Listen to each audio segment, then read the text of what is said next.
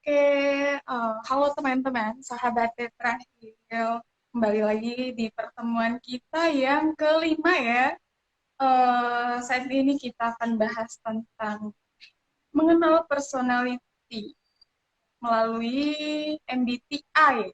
Nah, sebelumnya mau bahas dulu nih tentang Kak Evan Hantefri, salah satu personil dari Tetrahil ya. Oke, apa nih yang mau dibahas nih Kak? Perkenalkan diri sama pendidikan, Kak. Oke, oke, oke. Nama saya Evan Hansefri, itu ada Instagram saya ya. Yang mau tahu lebih lanjut bisa diklik. Oke, profil singkat, saya adalah S1 dulu kuliah di Teknik Informatika, terus S2 di Magister Manajemen. Nah, sekarang saya adalah Direktur Keuangan dan Informatika dari PT Tetrahil. Terus kalau tentang dunia psikologi itu saya sudah belajar dari waktu masih S1 ya, ikut kelas pastoral konselor, konselor pastoral. Di situ ada kelas-kelasnya. Lah di situ saya mulai belajar mengenai psikologi itu apa saja sih gitu. Dan hari ini akan saya bawakan mengenai MBTI. Ini adalah mungkin teman-teman di sini sudah banyak yang tahu mengenai MBTI ya. Dan di sini kita akan mengenal lebih dalam tentang uh, apa sih pentingnya tahu tentang kepribadian kita dengan cara melalui MBTI. Begitu, Kak.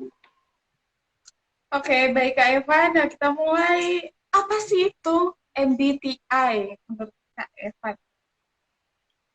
Oke, MBTI itu sendiri sebenarnya itu adalah alat tes yang dikembangkan sejarahnya, sejarahnya dulu ya di sini ya. Kita mulai. Nah, MBTI itu sendiri dikembangkan oleh Isabel Briggs Mayer bersama ibunya Catherine Cook Briggs. Itu mereka mendapatkan apa namanya ilmu ini tuh dari teorinya Carl Jung. Nah, bisa dibuka mungkin nanti kalau teman-teman pengen tahu lebih dalam mengenai dasar teorinya itu ada di buku Psychological Types. Nah, Isabel Briggs Mayer ini bersama dengan ibunya mengembangkan ini waktu Perang Dunia Kedua tahun 1939 sampai 1945.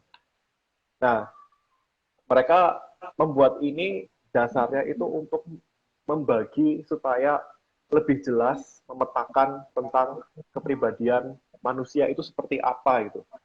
Nah, di MBTI ini dengan MBTI ini kita bisa tahu kenapa sih ketika aku ada di suatu tempat yang dengan kondisi A kok aku merasa nggak nyaman, tapi sedangkan di kondisi B aku lebih nyaman dan lebih produktif. Nah, ini yang akan kita pelajari lebih lanjut. Begitu, Kak. Oke, baik. Terima kasih Kak Evan. Untuk sahabat Tetra, jika ada pertanyaan mengenai topik yang kita bahas kali ini, bisa tulis di kolom komentar ya. Selamat bergabung untuk teman-teman yang baru bergabung. Terus apa sih Kak gunanya kita melakukan tes psikologi, salah satunya MBTI itu sendiri? Oke, pertanyaan yang bagus. Eh, Bagaimana kita mau mengenal orang lain lebih dalam kalau kita belum mengenal diri kita sendiri? Nah, gunanya itu sebenarnya fungsinya sangat banyak ya. Yang pertama itu kita bisa melalui tes ini, melalui MBTI ini, mengenal personality kita, itu kita bisa mengenal diri sendiri dalam menghadapi dunia. Jadi ketika ada problem atau permasalahan seperti apa, kita sudah tahu, oh ternyata berdasarkan kepribadianku, di sini kelebihanku untuk menghadapi suatu kondisi gitu. Dan fungsi lainnya ini sangat berguna ketika misalnya teman-teman yang mungkin dari sekolah mau ke kuliah, mau masuk ke jurusan apa, terus mau memilih misalnya dalam setelah lulus pekerjaan apa, lalu dalam mengerjakan proyek kita bisa menganalisis ketika kita punya kepribadian seperti ini, kita cocok dengan orang yang seperti apa. Itu fungsinya sangat luas sekali dan bisa dipakai di semua aspek dalam kehidupan kita. Gitu, Kak. Jadi kita dapat menggunakan personality dari MBTI ini untuk menentukan bagaimana lingkungan ataupun pekerjaan kita ya, nanti kecocokannya di mana gitu ya Kak ya. Eh, Lalu ada berapa macam tipe kepribadian menurut MBTI? Oke, MBTI itu sebenarnya ada 16 jenis tipe kepribadian. Nah, tapi di sini kita mempelajari satu-satu ya. Kita golongkan menjadi pembagiannya menjadi 4. Nah, di sini yang pertama adalah cara kita berinteraksi dengan dunia. Yang kedua itu adalah cara kita mencerna atau mengumpulkan informasi. Lalu yang ketiga itu adalah bagaimana cara kita menimbang atau membuat keputusan. Dan yang keempat itu bagaimana cara kita menyikapi kondisi atau lingkungan. Kita bahas satu-satu ya. Dan yang pertama, cara kita berinteraksi dengan dunia. Nah, kalau teman-teman pernah dengar istilah introvert dan extrovert, itu adalah salah satu jenis yang pertama dari MBTI ini. Nah, bisa dibilang cara kita berinteraksi dengan dunia ini adalah eh, bagaimana kita men-charge baterai dari jiwa kita. Nah, kalau misalnya teman-teman pasti sudah sering dengar mengenai introvert dan extrovert. Kalau biasanya secara gambaran umumnya introvert dan extrovert itu, oh yang orang extrovert itu suka ngomong, suka keramaian, sedangkan introvert itu nggak suka ngomong, sukanya menyendiri gitu. Sebenarnya ya simpelnya seperti itu yang terlihat di lapisan luarnya, tapi ketika kita lihat lebih dalam lagi itu adalah bagaimana seseorang menjadi lebih produktif ketika dia berada di dunia luar beserta dengan keramaian dan bagaimana dia lebih produktif ketika dia dalam kesendirian. Jadi bisa dibilang orang yang ekstrovert itu adalah orang yang punya kuantitas. Jadi kelebihan dari ekstrovert ini adalah dia punya hubungan dengan banyak orang. Dia mudah untuk beradaptasi, berkenalan dengan orang baru, dan justru malah ketika dia di dalam keramaian, baterai jiwanya dia, moodnya dia itu akan lebih bagus dibandingkan ketika dia sendirian. Seorang ekstrovert ini ketika dia sendirian itu nanti malah akan merasa wah jenuh, stres dan apa ya rasanya nggak enak gitu. Akhirnya dia tidak bisa apa ya akhirnya malah hidup akhirnya malah dalam tekanan ketika dia ada dalam kesendirian itu. Nah kebalikannya seorang yang introvert itu adalah orang yang ketika dia di keramaian dia itu malah merasa aduh apa ya kayak menghabiskan energinya, drain di energi gitu. Kayak baterainya tuh keluar terus listriknya gitu. Sedangkan ketika dia sendirian itu dia bisa mengalami apa seperti tercharge, jadi lebih bersemangat. Nah, kalau tadi ekstrovert berbicara tentang uh, orang ini bisa memiliki kuantitas yang banyak gitu ketika dia bisa berhubungan dengan banyak orang. Sedangkan kalau introvert ini dia lebih ke kualitas. Jadi ketika dia berhubungan dengan seseorang, dia berkomunikasi dengan orang itu lebih mendalam.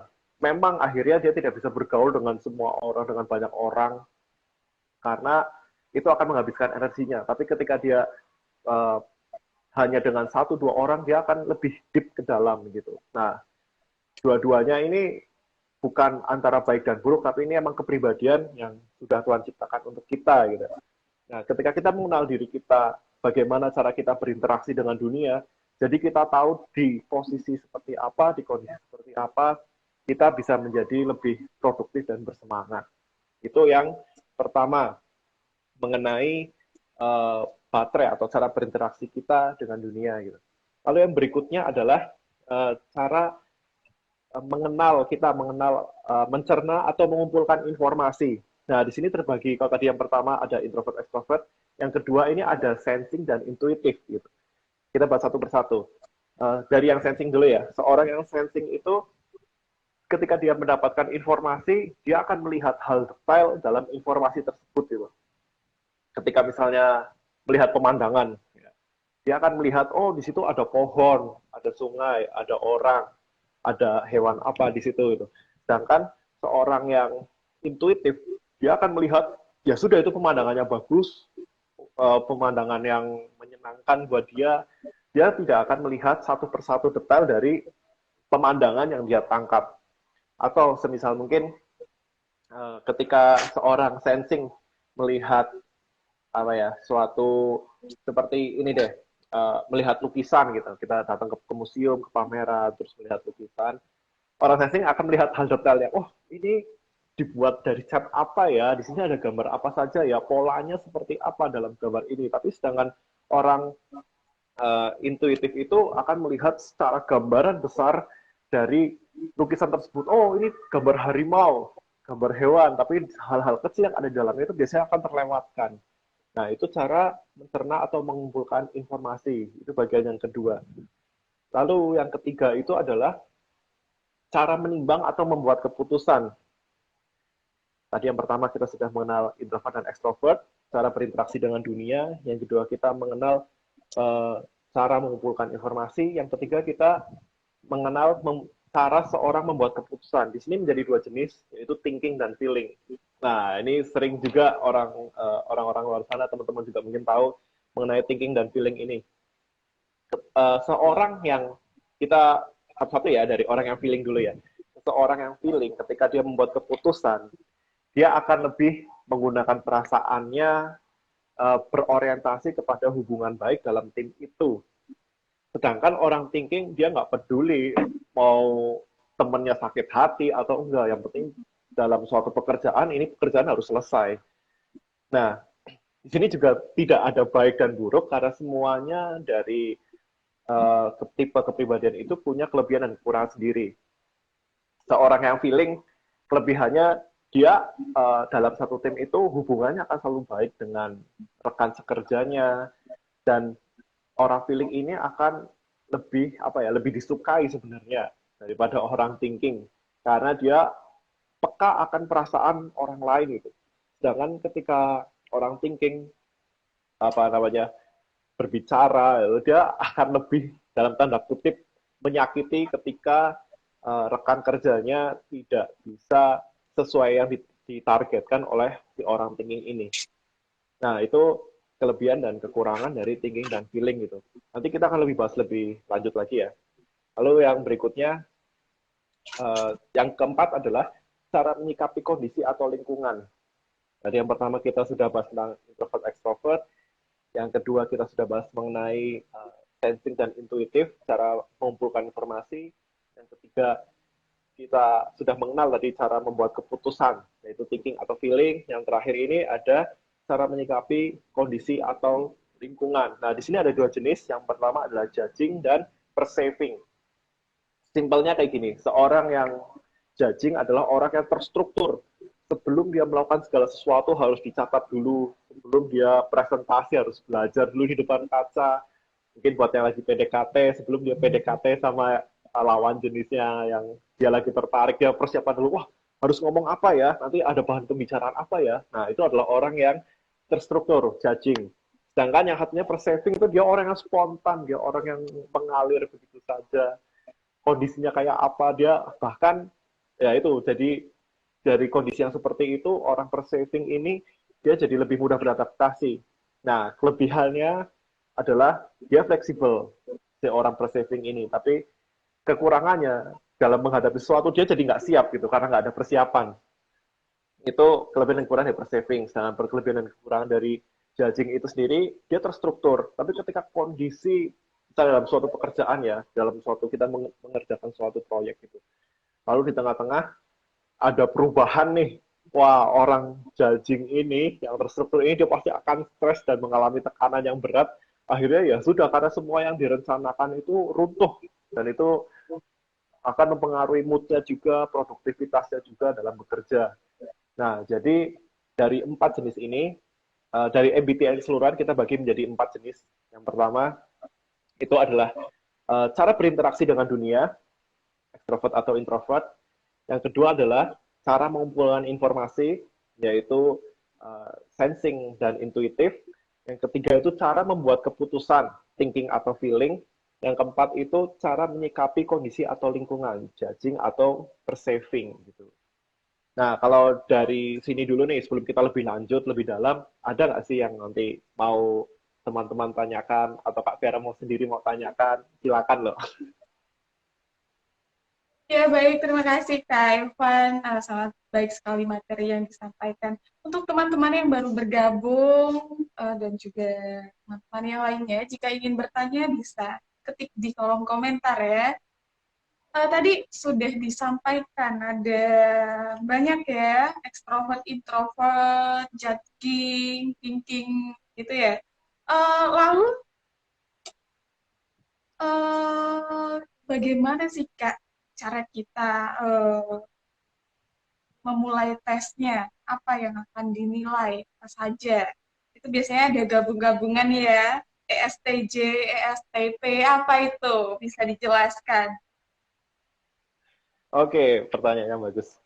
Kalau mau tes itu sendiri, kalau zaman dulu kita harus ke lembaga resmi ya untuk supaya hasilnya itu benar-benar akurat gitu. Sedangkan untuk zaman sekarang itu kita sudah bisa melakukan tes online. Mungkin nanti teman-teman bisa buka di 16personality.com, 16personality.com. Nah, di situ ada banyak pertanyaan, teman-teman bisa tes online, terus nanti di situ juga sudah ada hasilnya. Ini bukan sponsorship ya dari 16personalities.com, cuman sejauh ini di Indonesia sendiri, di dunia sendiri, mengenai MBTI, yang paling akurat itu ya di 16personality.com itu. Di situ juga ada beberapa informasi tambahan mengenai diri kita. Saya ambil contoh diri saya sendiri ya. Kepribadian saya adalah INTP. Nah, di situ kalau di 16 personalities, presentase dari setiap elemen dari MBTI itu, yang tadi I atau E, S atau N, T atau F, J atau P itu ada presentasenya. Kalau saya sendiri waktu tes MBTI dengan hasil INTP, kita breakdown satu-satu ya.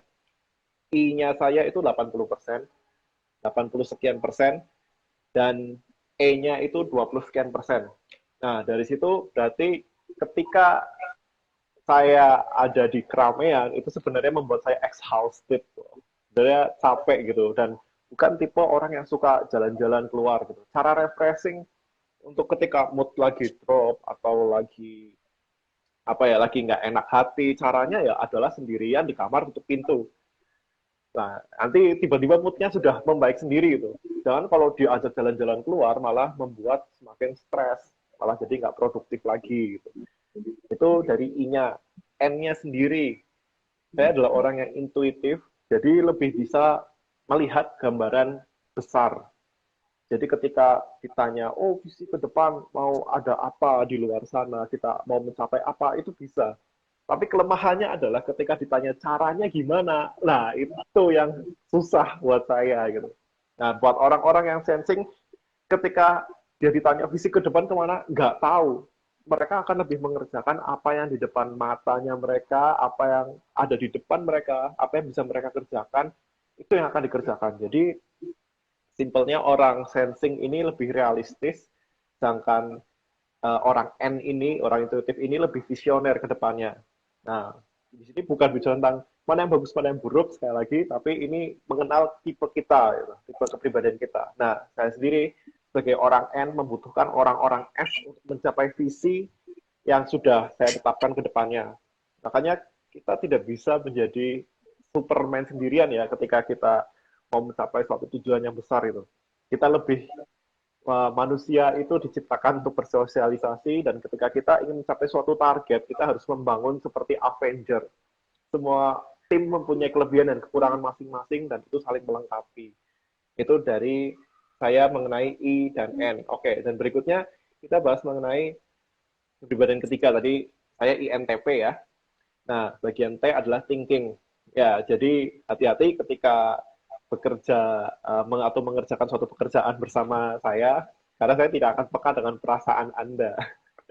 Lebih berorientasi ke tujuan, hasilnya apa, tidak peduli apakah Anda senang atau tidak, tapi ketika Anda sudah masuk ke dalam tim saya, maka yang diprioritaskan adalah harus tercapai ini, tujuan akhirnya harus tercapai gitu.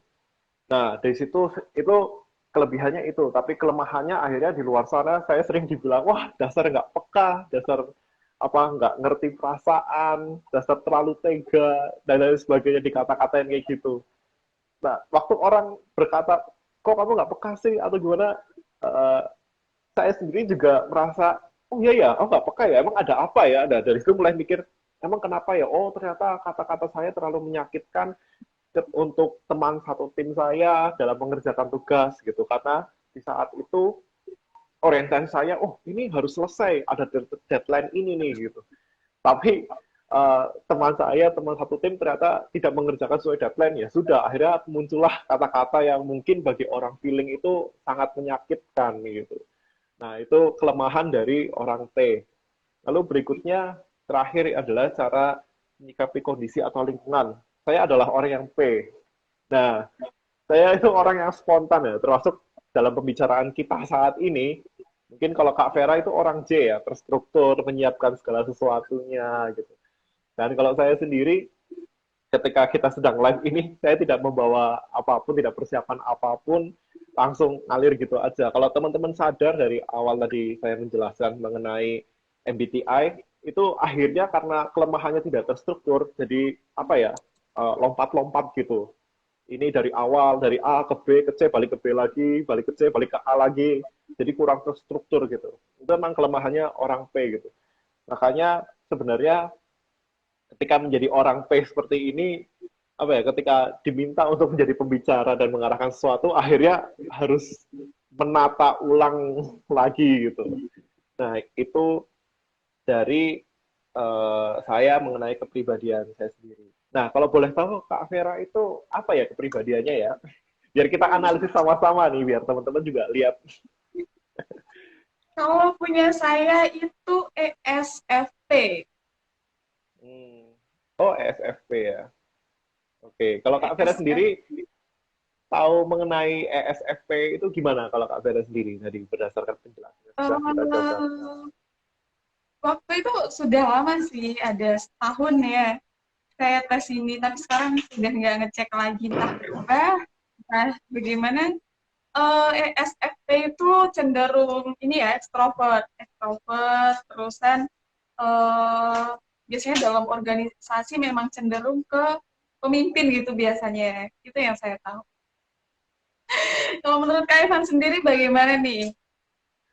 Oke, ini ESFP ya, Kak Vera ya. Tapi ini sudah 1 tahun yang lalu ya. Iya, Oh, mungkin nanti bisa dites lagi ya.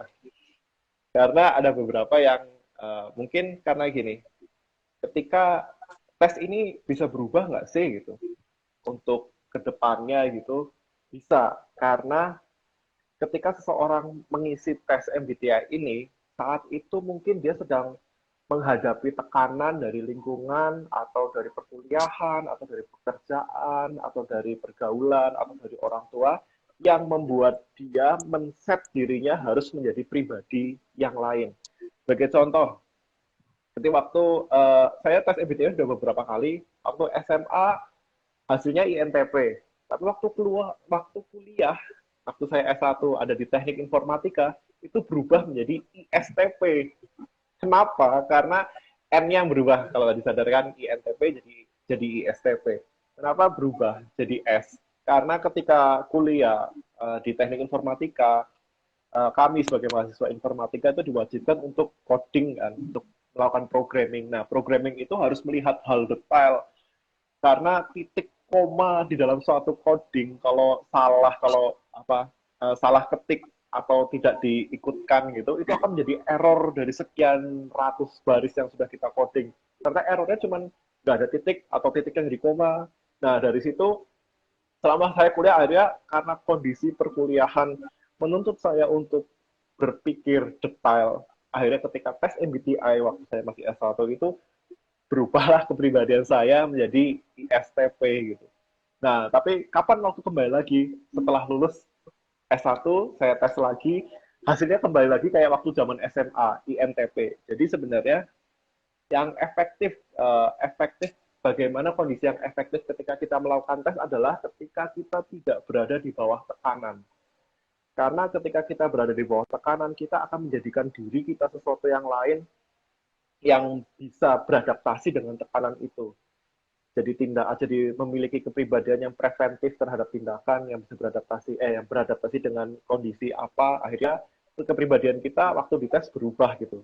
Nah jadi ketika melakukan tes jangan rilekskan, hilangkan dulu semua beban dan kondisi. Atau bisa juga ketika kita rileks nih, tapi kita ingin supaya kita mengagumi seseorang. Saya siapa ya? Kalau sekarang itu ya anggap aja salah satu personil BTS gitu ya. Kita mengagumi salah satu personilnya, kepribadiannya seperti itu, seperti A misalnya. Nah, kita akan men-set ketika kita mengagumi orang itu, kita ingin menjadi orang itu. Akhirnya kepribadian kita berubah gitu. Sebagai contoh nih, buat aku ya, aku pernah mengalami ini juga. Ketika aku men-set diriku, oh, aku harus jadi orang yang terstruktur, aku harus jadi orang yang bisa bergaul, aku harus jadi orang yang bisa melihat hal-hal detail. Nah, ketika aku men-set diriku seperti itu, dan ketika aku melakukan tes, karena tes MBTI itu kan pertanyaan-pertanyaannya dibuat berdasarkan simptom atau gejala yang muncul ketika yang terjadi dalam sehari-harinya kita. Gitu. Nah, ketika misalnya nih, oh, di situ ada pertanyaan, besok ada ujian, apa yang aku lakukan hari ini?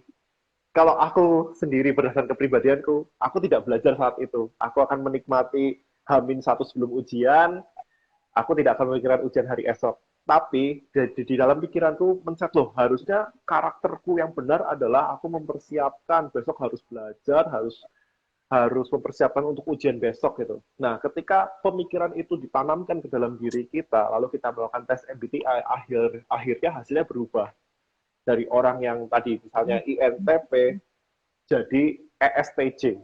Nah, itu udah berubah jauh dan itu bukan karakter kita ternyata. Itu adalah pribadi ideal menurut kita. Kita punya, oh aku harus menjadi orang seperti ini, tapi itu bukan diriku gitu. Itu bukan diri kita sendiri gitu. Itu adalah diri ideal menurut kita. Orang yang ideal seperti ini, ternyata tidak seperti itu.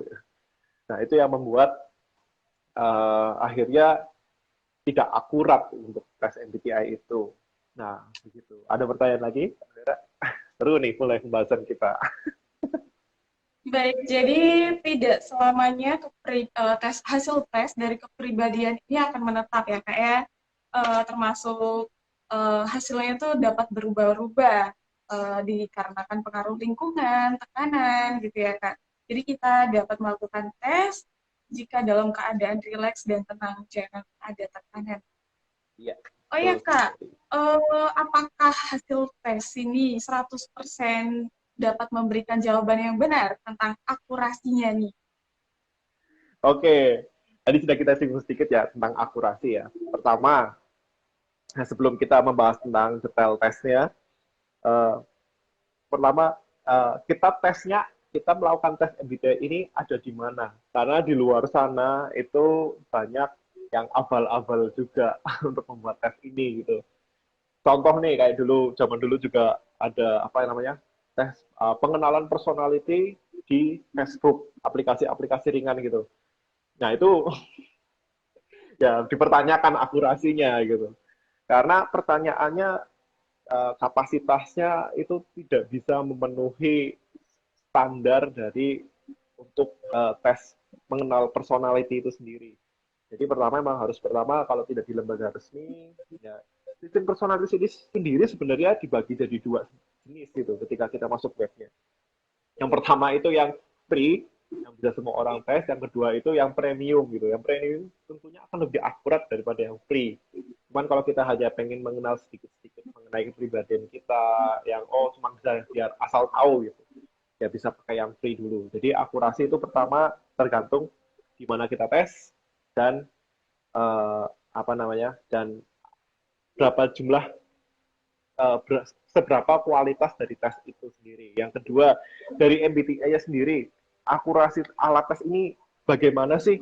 Nah, itu kembali lagi kayak yang tadi sudah kita bahas sebelumnya mengenai ketika kita mengisi tes ini dalam kondisi tertekan, dalam kondisi apa ya, ada pemikiran, oh aku seharusnya jadi orang yang seperti ini. Kita mau bayar semahal apapun tes ini, itu bukanlah diri kita. Karena kita men-set diri kita menjadi pribadi yang lain gitu. Jadi tingkat akurasinya ya jadi bilang jadi tidak akurat gitu. Tapi makanya sebelum mengisi tes ini ada langkah-langkah yang harus dilakukan gitu. Tidak boleh di bawah tekanan, benar-benar rileks dan jawablah pertanyaan seperti apa ya? Jawablah pertanyaan yang ada dalam pertanyaan-pertanyaan itu seperti yang beneran kita hadapi, bukan yang seharusnya kita hadapi. Itu akan meningkatkan akurasi dari MBTI itu sendiri. Lalu setelah itu tentang akurasi ini sendiri, bisa nggak sih kita maksudnya menggunakan alat tes ini, mempercayai alat tes ini, yaitu tergantung dari setiap kita. Misalnya sudah dites nih, oh aku bukan kayak gitu kok kepribadiannya, yaitu hak setiap kita gitu. Cuman alat tes ini akan membantu kita ketika kita benar-benar mengisi dengan apa ya, dengan tidak tanpa tekanan, tidak ada kondisi yang membuat kita harus menjadi pribadi yang lain. Alat tes ini bisa dipakai sebagai map, sebagai peta untuk bagaimana kita menghadapi dunia. Begitu, Kak. Ya, terima kasih Kak Evan. Sangat baik sekali ya materi yang disampaikan. Halo, saya salam dari untuk yang di Jayapura. Ini ada pertanyaan dari Risa Roseli. Saya I, tapi terjebak dalam pekerjaan sebagai E atau guru. Bagaimana agar tidak terlalu lelah? Ayo Kak, kita bahas nih. Sepertinya seru ya. Oke, oke. Salam balik ya untuk yang di Jayapura. Oke, untuk menjawab pertanyaan Risa, saya terjebak dalam pekerjaan sebagai guru. Bagaimana agar tidak terlalu lelah? Oke, MBTI ini sendiri sebenarnya ada memang pekerjaan-pekerjaan yang mengharuskan untuk kita dengan MBTI ini kita bisa beradaptasi dari pekerjaannya itu untuk pekerjaan apa. Tapi kalau kita sudah terlanjur dalam suatu pekerjaan tertentu gitu, misalnya seorang guru, apakah seorang guru harus E? Tidak. Seorang guru itu bisa E. Kalau saudara Risa tahu mengenai saudara Risa tahu tentang Raditya Dika, nah dia kan juga seorang influencer, komedian, penulis. Raditya Dika adalah seorang yang introvert gitu. Jadi tapi ketika ada di lapangan dia bisa profesional, ya memang emang resikonya ketika sudah menghadapi keramaian itu rasanya lelah gitu. Nah, bagaimana cara mengatasinya? Oke, mungkin uh, saudara Risa ini introvert ya, seorang yang introvert ya. Jadi kalau saya sendiri, dulu sebelum saya uh, sebagai seorang konsultan, dulu saya adalah musisi yang ada di panggung. Nah, namanya musisi itu pasti kan berhubungan dengan audiens yang sangat banyak gitu loh, dan melihat keramaian, dan itu adalah bagian dari pekerjaan. Bagaimana caranya gitu? Kalau saya sendiri adalah membatasi lingkungan saya itu adalah saya, alat musik, dan teman-teman yang ada di panggung yang dalam satu band sama saya. Di luar panggung penonton itu nggak ada lagi.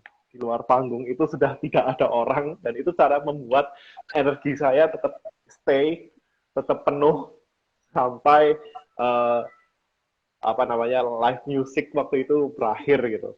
Nah, itu caranya adalah membatasi jarak pandang kita, cara kita melihat dunia dalam tanda kutip, karena tadi yang pertama kan baterai kita atau cara berinteraksi kita dengan dunia I dan E itu. Nah, itu membatasi diri supaya tidak melihat terlalu jauh. Sebagai contoh, misalnya pasangan saya itu orangnya ekstrovert tuh, suka jalan-jalan, suka keluar.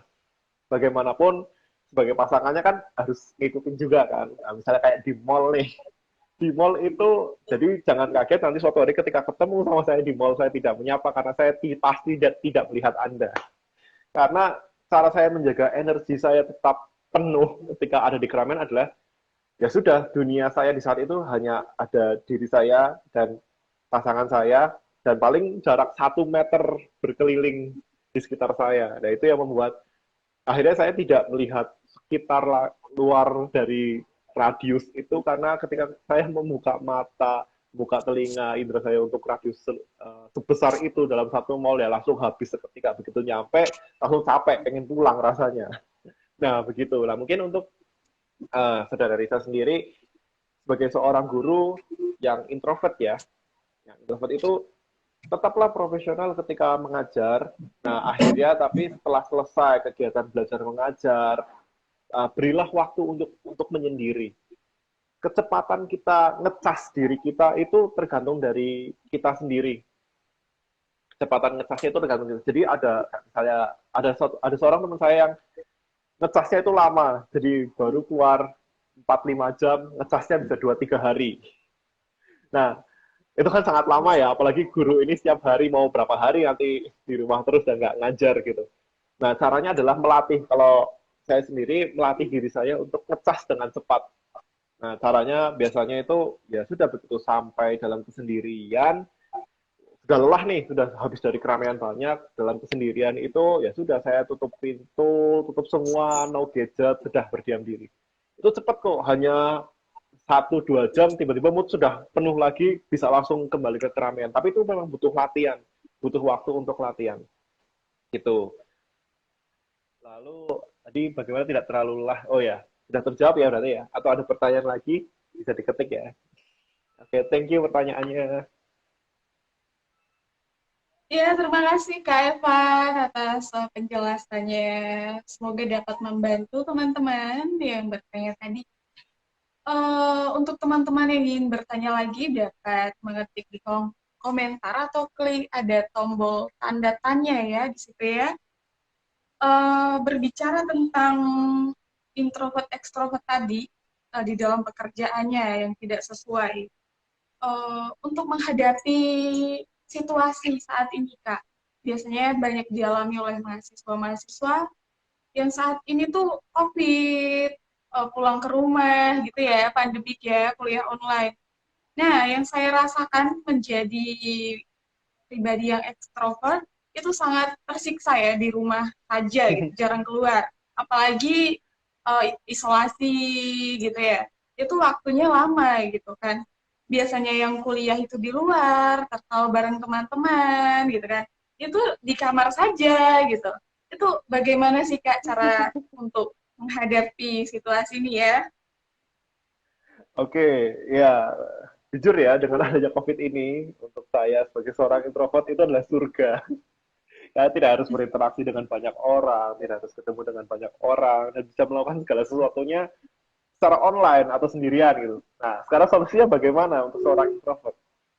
Jadi ketika misalnya untuk anak-anak kuliah ya, memang untuk keluar itu dibatasi, tapi manfaatkanlah waktu sebaik-baiknya.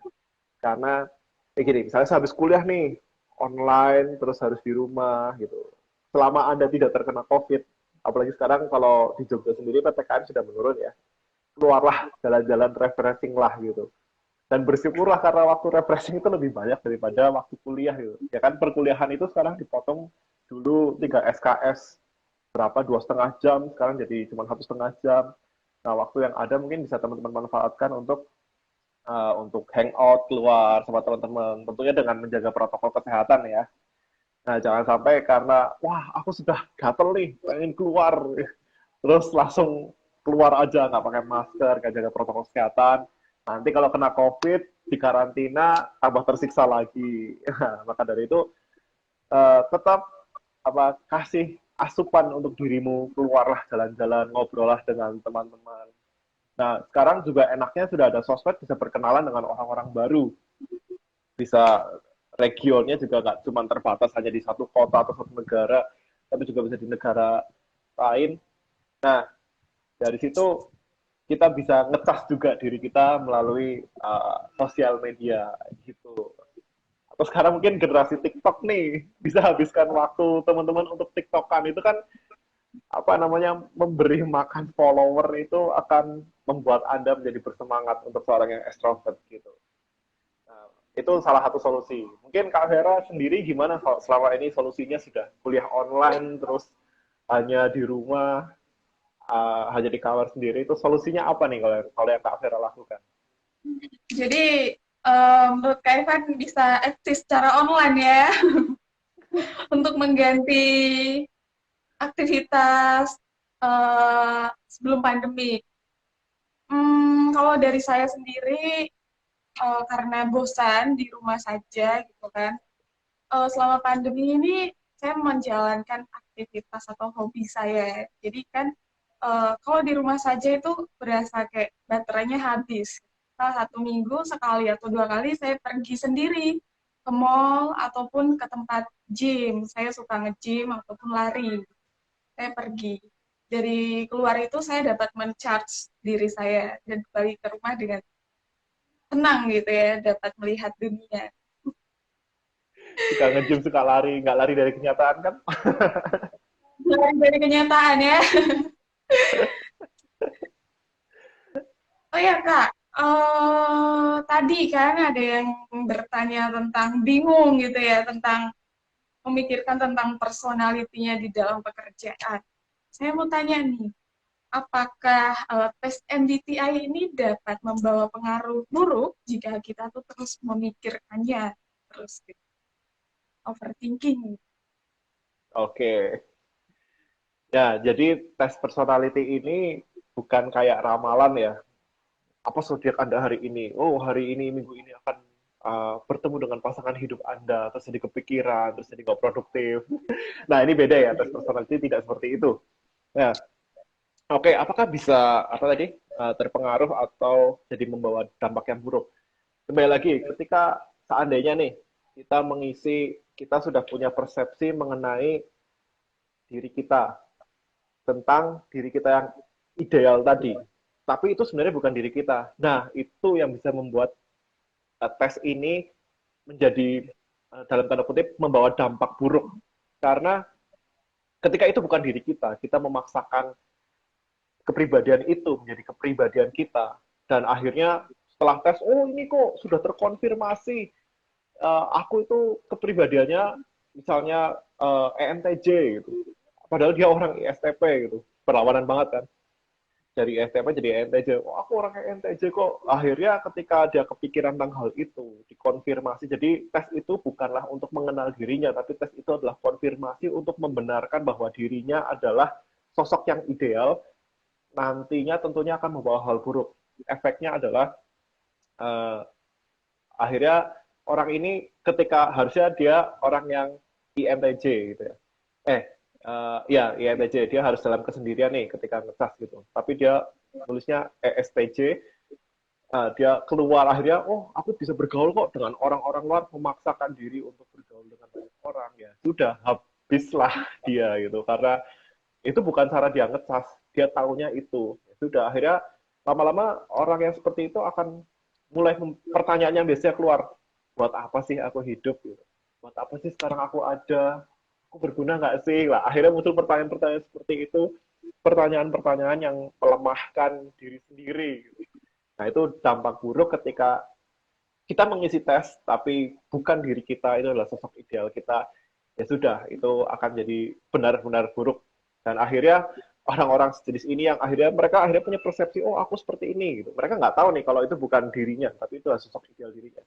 Ada ketika sudah mengalami stres, mungkin mengalami psikosomatis atau penyakit lainnya gitu, penyakit fisik yang disebabkan oleh kejiwaan, ya sudah harus dibawa ke psikolog atau psikiater atau konselor untuk konseling gitu.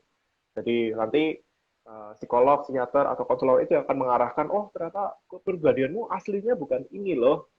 Nah harus sampai segitunya akhirnya dampak buruknya, solusinya caranya seperti itu. Oke. Okay. Ya, baik sekali Kak Evan. Terima kasih, sangat bagus sekali ya materinya ya.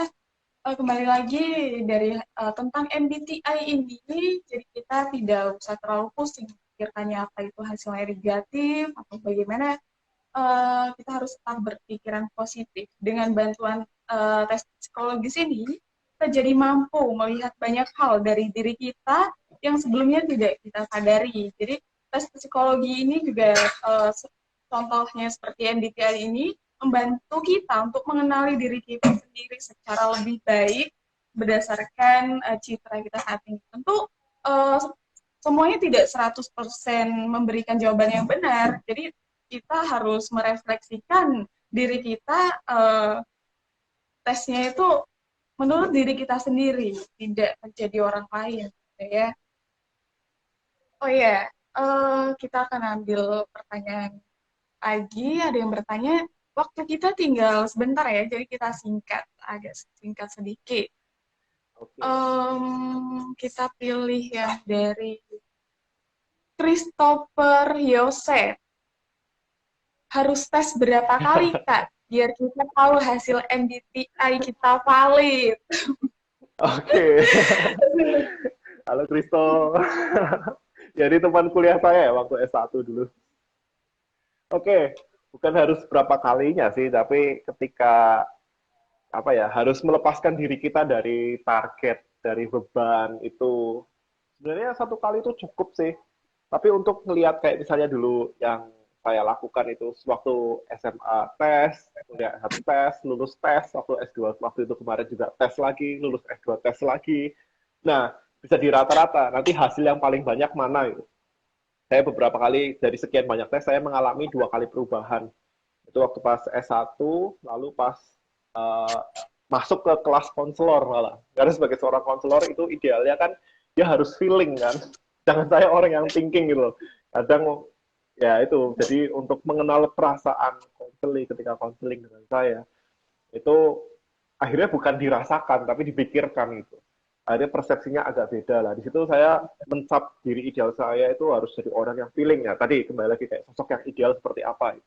Nah, ketika sudah seperti itu, ada target, harus ada sosok ideal ya, sudah, itu jadi nggak efektif gitu. Nah, tapi baiknya ya berapa kalinya ketika Anda berkesempatan untuk tes itu secara berkala, misalnya, oh, saya dulu pernah bekerja juga sebagai seorang barista, tes, terus sebagai ketika ganti pekerjaan tes lagi, ketika lagi nganggur tes lagi, ya sudah itu di rata-rata saja.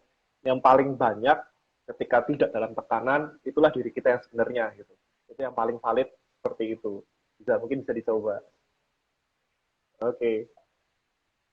Ya, baik. Terima kasih Kak Evan. Semoga jawabannya dapat membantu untuk Kak Christopher. Banyak juga ya kita mencari rata-rataan, rata-ratanya dari beberapa kali tes. Tadi Kak Evan menyebutkan tempat untuk tesnya ya, dapat nanti dituliskan di kolom komentar agar teman-teman dapat mengetahui di mana untuk tes MBTI. Oh ya, kita sudah berada di penghujung ini ya, udah mau selesai. Ada motivasi atau kata-kata untuk teman-teman yang sudah menonton kita tentang MBTI. Oke. Ini bukan motivasi ya, tapi lebih ke cara memanfaatkan MBTI dengan baik, terutama buat teman-teman yang jomblo atau yang sudah punya pacar tapi mau menikah, dan bahkan yang sudah menikah. Jadi sebaiknya memang kita harus tahu kepribadian kita apa, MBTI kita apa, lalu pasangan kita apa. Karena dari situ kita bisa tahu potensi konflik di masa depan.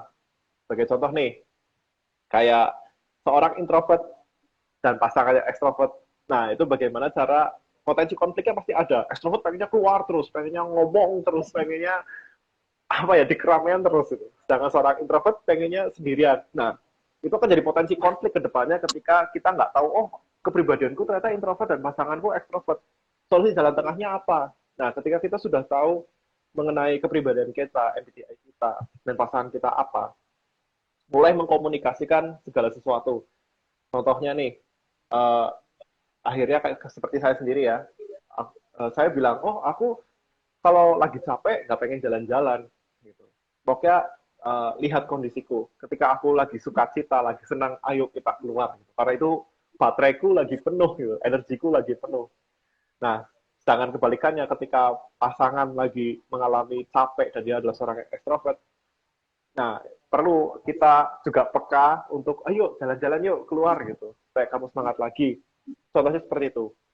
Dan belum tentu ekstrovert dan introvert itu jadi masalah. Bisa jadi ekstrovert dan ekstrovert juga bisa jadi masalah loh. Makanya penting untuk mengenal kepribadian kita. Ekstrovert dan ekstrovert jadi masalah ketika, oh aku pengen cerita, oh nggak bisa, aku pengen cerita. Akhirnya rebutan pengen cerita, ya sudah itu jadi masalah. Makanya perlu untuk mengerti kepribadian kita untuk mengenal potensi konflik di masa depan. Begitupun dalam pekerjaan, dalam tim, misalnya saya dan tim rekan satu tim ini kepribadiannya apa, jadi sebelum kita mengerjakan pekerjaan ini, proyek ini, nah harus dibicarakan. Aku adalah seorang yang thinking tadi misalnya ya.